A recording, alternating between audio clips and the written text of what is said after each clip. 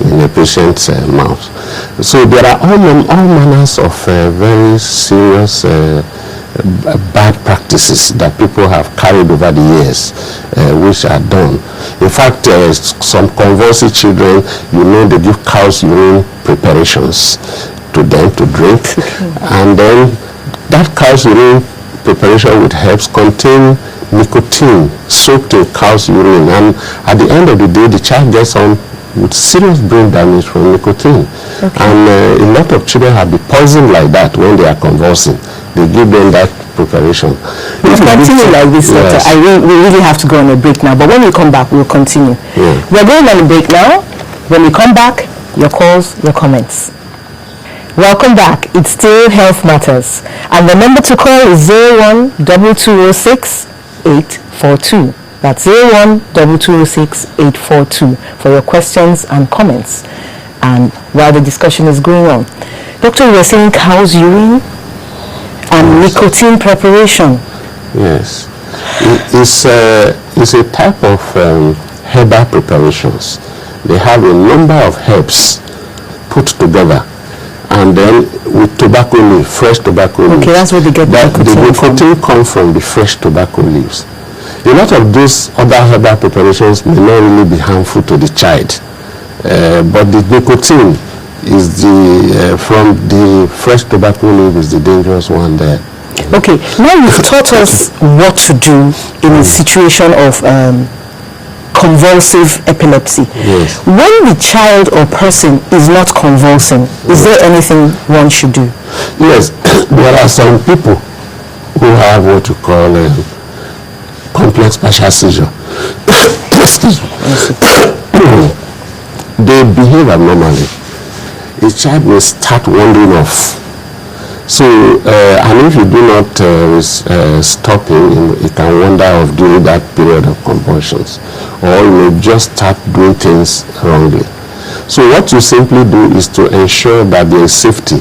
You lock the door, don't allow him to wander off, talk to him gently.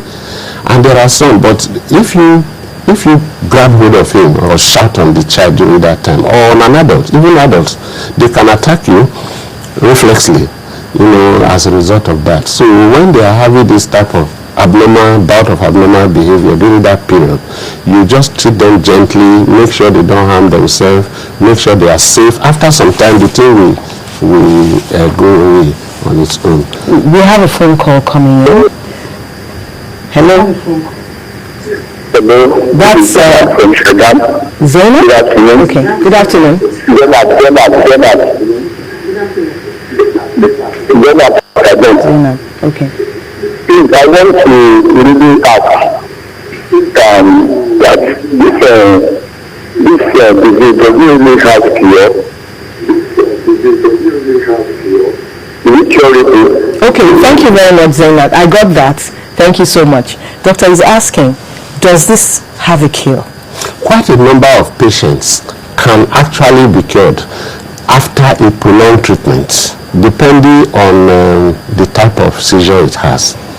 So the issue is that if you approach the hospital and they give you the correct treatment, the seizure will stop. But when the seizure stops occurring, you have to continue taking those treatments. Is there any point where one can say, you're okay now, stop taking the treatments, you have been cured? Yes, that takes there are a lot of processes involved in that. For example, if you are on treatment and you have not had seizures for 3 years, then we may do tests. There are tests like electroencephalography to check your brain activities, to check the electrical discharges and so on. We may decide to do those tests and find out whether there's this abnormal discharge, which we initially found before we started treatment, whether they are still there. If we still find those discharges there, we may not be courageous enough to stop your medicine. We will have to continue. But if those discharges are not there, and we may. But if there is also evidence of some scar in the brain which is not yet resolved, we may not stop the medicine. But if there is no such scar, yes. But when all investigations are done and we find out that everything in the brain is now clear, and you have not had seizures for 3 years, you have been on consistent treatment, then we may try and stop the medications and watch you over another 1 year to see whether there will be. We have another call coming through. Hello. We have another call coming through. Hello. Abubakar. Hello, Abubakar. Yeah. What's your question or your comment? Good afternoon, doctor. What's your question or your comment? Good afternoon. Hello, Abubakar. Hello. Good afternoon, doctor. Good afternoon. We can hear you. Please ask your question.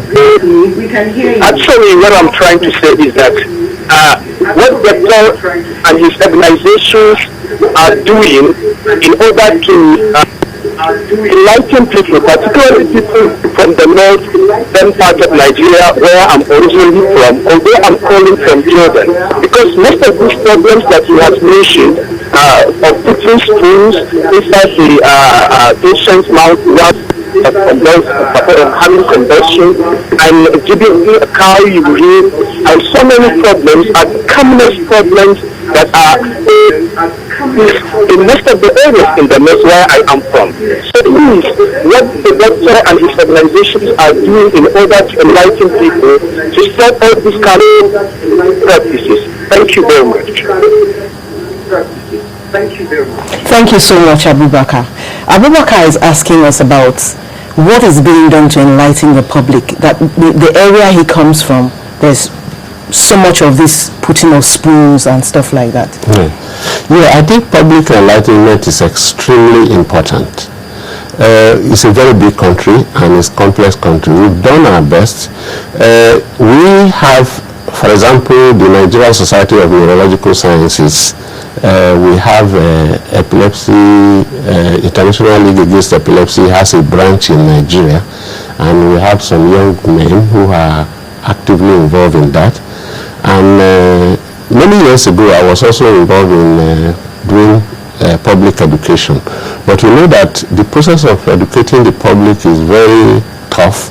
We are actually trying through the Nigeria Society of Neurological Sciences and International League Against Epilepsy to enlist the help of a number of organizations that can fund public enlightenment so that we can carry this message to the public. The first thing is to tell the public that epilepsy is treatable. They can come forward for treatment. That is the first thing, because over 80% of epileptic patients don't come to hospital because they think it cannot be treated. Then the second thing is this sort of harmful practices which we have to start telling them not to indulge in so that these patients can be safe. Thank you so much. I have to interrupt you there. We're having another call coming through. This is Festus from Sulu. Hello, Festus. Hello. Your question? Hello, please. So if this how could one tackle it? Because I have someone that this thing occurred to at the age of 10.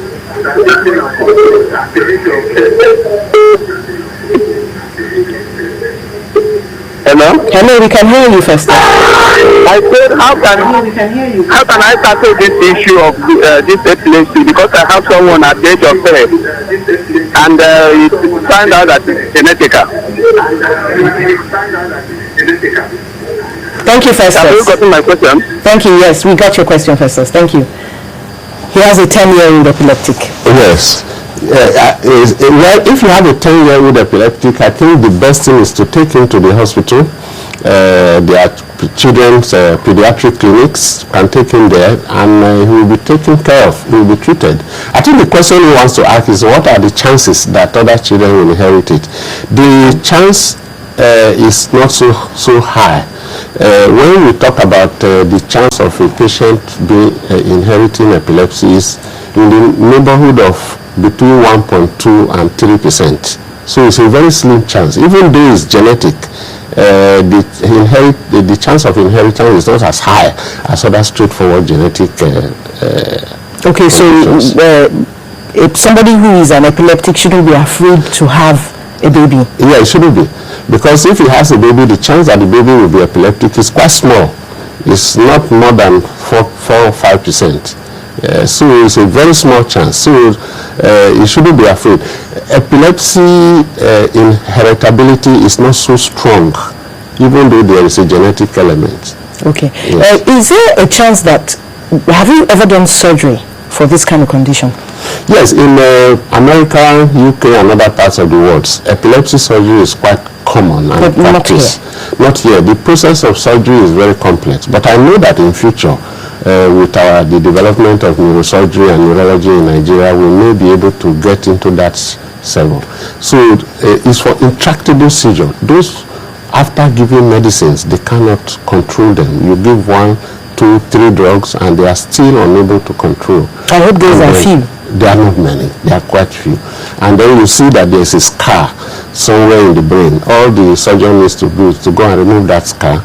Or if someone has a tumor in the brain or some growth, the surgeon will go in and remove it. And once they do that, then the epilepsy is cured. Thank you so much, Dr. Danesi. This has all been very interesting, but we're going to have to call it a day at this point. Thanks so much for coming. I'll be speaking with Dr. Mustapha Danesi, a neurologist in Luth.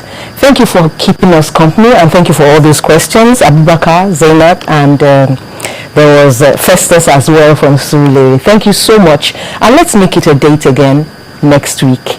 I'm Mary Alale Yusuf. Have a pleasant day.